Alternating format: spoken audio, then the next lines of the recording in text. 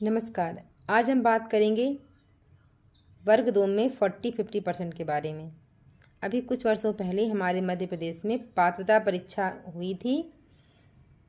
इस परीक्षा के माध्यम से हम मुख्य परीक्षा में शामिल हो सकते थे। इसके लिए क्राइटेरिया ये था कि अगर जनरल वालों के 60% हैं और अदर्स के 40, ठीक है, तो वो मुख्य परीक्षा में फॉर्म भर सकते हैं।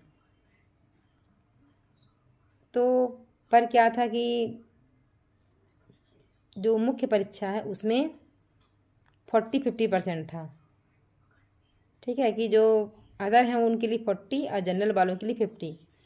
तो गजट को चैलेंज करते हुए और भी राज्यों के परीक्षा को देखते हुए कि सेट वगैरह में भी 40-50% है, तो सबको देखते हुए वकीलों के माध्यम से कुछ लोगों ने याचिका दायर की। तो वर्ग 1 में उनके लिए अलग से मुख्य परीक्षा में शामिल होने के लिए लिंक खुला और उन्होंने फॉर्म भरा, जिसका रिजल्ट अभी आज भी पेंडिंग है। ठीक इसी प्रकार से वर्ग 2 वालों ने भी याचिका दायर की। तो मुझे ये समझ में नहीं आता कि जब आप जिन्होंने याचिका दायर की थी उनके लिए लिंक खोल सकते हैं तो आप सबके लिए खोल दीजिए, सब अप्लाई कर लें जिनके ये 40-50% है, ठीक है।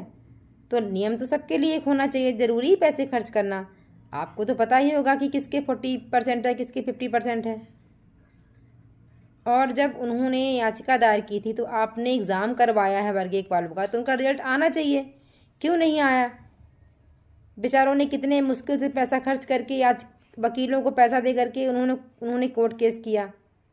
और एक ऐसा नियम होना चाहिए कि एक बार आप कोई आवेदन कर दें, ठीक है, ईएसबी के माध्यम से, और जितनी भी परीक्षाएं उसमें साल भर के लिए होना चाहिए नियम ये कि आप एक बार फॉर्म भरें, अप्लाई कर दें और उसमें जितनी वैकेंसी आए सब में आप पात्र हों, सब में आप जिसके मतलब एलिजिबल हों, जिसका आप क्राइटेरिया फॉलो करते हों, जिसके लिए भी एलिजिबिलिटी आपके पास हो, तो आप उसका फॉर्म भर सकें, ठीक है।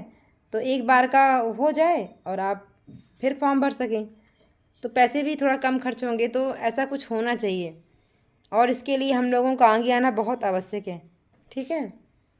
तो आप सबसे विनती है कि आप सब अपने हक के लिए लड़िए। जिन्होंने याचिका दायर नहीं की है वो भी आगे आएँ, जो वहाँ भोपाल में आसपास रहते हैं, और जाके बोलने की जब आप सबके लिए ओपन करिएगा लिंक वर्ग 2 वाले, तो हमारे लिए भी करिएगा। हम लोगों ने याचिका नहीं दायर की थी, नहीं है थे पैसे हमारे पास, पर एलिजिबल तो हम भी हैं ना।